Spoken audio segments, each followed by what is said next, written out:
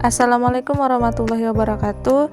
Perkenalkan, saya Nadatul Karimah Fitri dengan NIM 104200015 akan menjelaskan materi tentang neraca pembayaran internasional pada mata kuliah Ekonomi Internasional. Dosen pengampu Ibu Rika Ramadina Putri, SEI MSI. Neraca pembayaran internasional. Sistem transaksi internasional sering disebut dengan sistem pembayaran internasional. Pembayaran internasional adalah pembayaran atas transaksi yang dilakukan oleh negara-negara yang terlibat dalam perdagangan internasional berdasarkan kesepakatan yang telah dirundingkan sebelumnya. Pembayaran dalam perdagangan internasional pada umumnya dilaksanakan melalui bank. Pada pendahuluan ini dikemukakan bahwa materi neraca pembayaran internasional adalah transaksi-transaksi ekonomi internasional yang diadakan oleh penduduk negara yang mempunyai neraca pembayaran internasional tersebut. Pada umumnya, transaksi-transaksi ekonomi berupa pemindah tanganan hak milik atas suatu benda dari tangan orang yang satu ke tangan orang yang lain, ataupun berupa penunaian jasa yang dilakukan oleh orang yang satu untuk orang yang lain. Selanjutnya, di sini ada sistem pencatatan pada neraca pembayaran internasional, yaitu ada dua. Yang pertama ada debit, yaitu bertambahnya kewajiban atau utang penduduk suatu negara untuk melakukan pembayaran terhadap penduduk negara lain.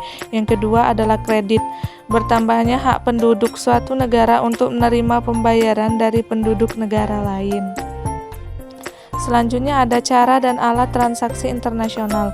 Pada umumnya dalam kontrak-kontrak bisnis selalu terdapat klausa tentang tata cara pembayaran. Pembayaran atau penyerahan sejumlah uang merupakan salah satu bentuk prestasi terpenting yang harus dilaksanakan oleh satu pihak. Di pihak lain, pembayaran merupakan hak yang wajib diperoleh berdasarkan kontrak. Pelaksanaan transaksi perdagangan luar negeri dapat diatur dengan cara pembayaran berikut. Yang pertama ada advance cash payment, yaitu pembayaran dilakukan dengan menggunakan cek atau bank draft pada saat barang dikirim oleh eksportir atau sebelumnya. Yang kedua ada open account. Cara ini merupakan kebalikan dari pembayaran cash. Dengan cara open account, barang telah dikirim pada importir tanpa disertai surat perintah membayar serta dokumen-dokumen. Yang ketiga ada letter of credit, LC, adalah suatu surat yang dikeluarkan oleh bank atas permintaan pembeli barang atau importir, di mana bank tersebut yang menyetujui dan membayar wesel yang ditarik oleh penjual barang atau eksportir. Yang keempat ada commercial bills of exchange, merupakan cara yang paling umum dipakai dan sering disebut draft atau trade bills, yaitu surat yang ditulis oleh penjual yang berisi perintah kepada pembeli untuk membayar sejumlah uang tertentu pada waktu tertentu di masa yang akan datang.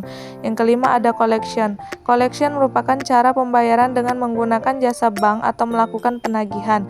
Yang keenam ada konsinyasi. Konsinyasi juga dikategorikan sebagai cara pembayaran transaksi.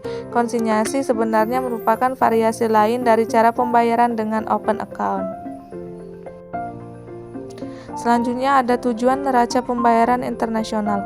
Tujuan utamanya adalah untuk memberikan informasi kepada pemerintah tentang posisi keuangan dalam hubungan ekonomi dengan negara lain, serta membantu di dalam pengambilan kebijaksanaan moneter, fiskal, perdagangan, dan pembayaran internasional.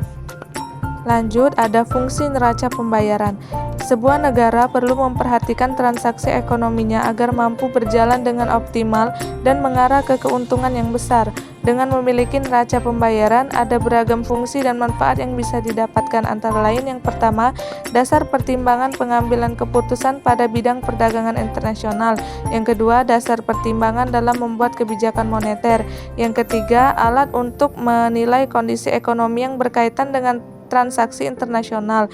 Yang keempat, menjadi data finansial internasional. Yang kelima, alat yang mendata transaksi ekonomi agar negara mampu menjalankan aktivitas impor dan ekspor yang menguntungkan dan dapat menyelesaikan pembayaran secara tepat waktu. Dan yang terakhir, alat pencatatan anggaran yang dikeluarkan pada transaksi internasional. Baiklah, mungkin itu saja penjelasan saya tentang neraca pembayaran internasional. Tugas ini dibuat untuk memenuhi ujian akhir semester pada mata kuliah Ekonomi Internasional. Apabila ada kekurangan saya mohon maaf dan kepada Allah saya mohon ampun.